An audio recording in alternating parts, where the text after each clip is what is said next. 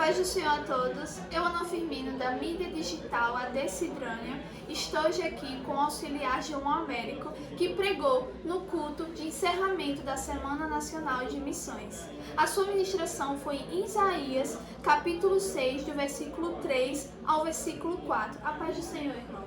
Seja bem-vinda. Muito obrigado. A sua ministração começou o senhor falando sobre a diferença, o ponto de diferença entre os dois tronos que Isaías fala. Você poderia falar um pouco sobre isso? Positivo. Um ponto que a gente observa em Isaías, meio que subentendido, é a relação que ele diz no ano em que morreu o rei Uzias.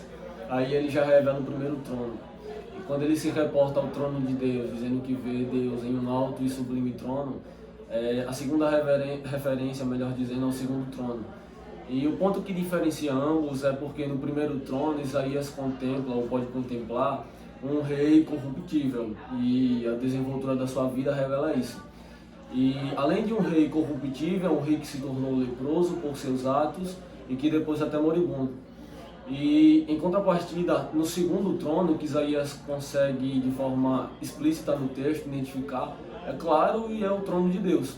No primeiro trono ele encontra um rei corruptível, já no segundo trono ele encontra um rei incorruptível, não é verdade?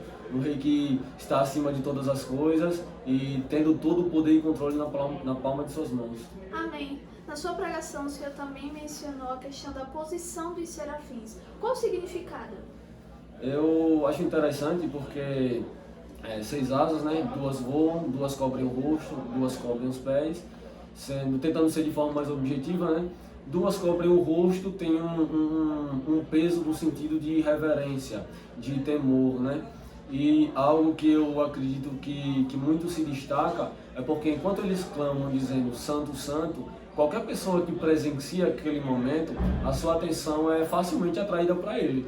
Então, com um dos pontos, né, vários pontos que a gente pode observar, e eu acredito nesse, é que quando eles cobrem o rosto, é como se eles quisessem dizer, a adoração, no ambiente da adoração, melhor colocando, não é o adorador que precisa estar em destaque ou estar em evidência, mas a gente pode até adorar pelo motivo da nossa voz estar adorando a Deus, a atenção vir para nós, mas nós cobrimos o rosto porque nós não merecemos a atenção no ambiente da adoração.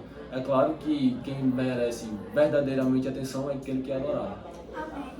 E o ponto principal, o foco principal da pregação foi essa questão da reverência à casa de Deus. Qual a sua orientação sobre isso? Como foi abordado no texto, já falando do segundo ponto, das asas cobrindo os pés, eu falei sobre Eclesiastes, quando diz de guardar o pé quando entrar na casa de Deus, e precisamente de Moisés, quando na sarça, Deus fala para ele tirar as sandálias, porque a terra era santa.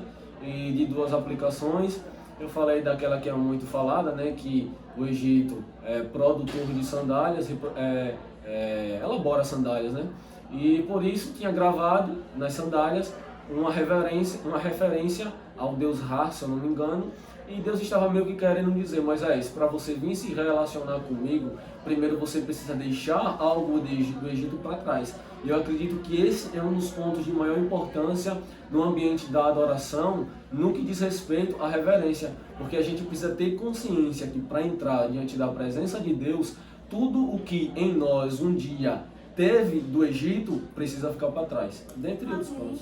E como hoje foi o encerramento da Semana Nacional de Missão, eu gostaria que o senhor falasse qual a importância da missão para a igreja.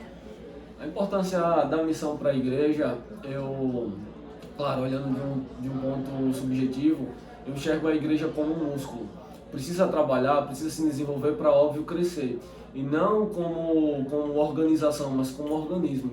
E toda vez que a igreja estimula uma obra social, um evangelismo, ou seja lá qual for o ponto que ela se envolva, ela está forçando o seu crescimento, mas forçando não no sentido pejorativo, mas ela está se desenvolvendo e crescendo. E esse crescer da igreja é um dos pontos que vai diferenciar ela para a proclamação do Evangelho. Claro, alcançando várias pessoas por intermédio de uma obra social, porque a gente vive em um ambiente que necessita disso. Então eu acredito que juntando o útil e o agradável, com a voz de Deus dizendo a quem enviarei, a gente se predispõe dizendo eis-me aqui e dando continuidade na obra de Deus. Glória a Deus. Obrigada pela sua Eu que presença. agradeço. Sua Deus pregação foi abençoe. maravilhosa. Amém. Sempre que possível, orando pela gente. Amém. Encerramos aqui mais uma entrevista. Fiquem todos com Deus.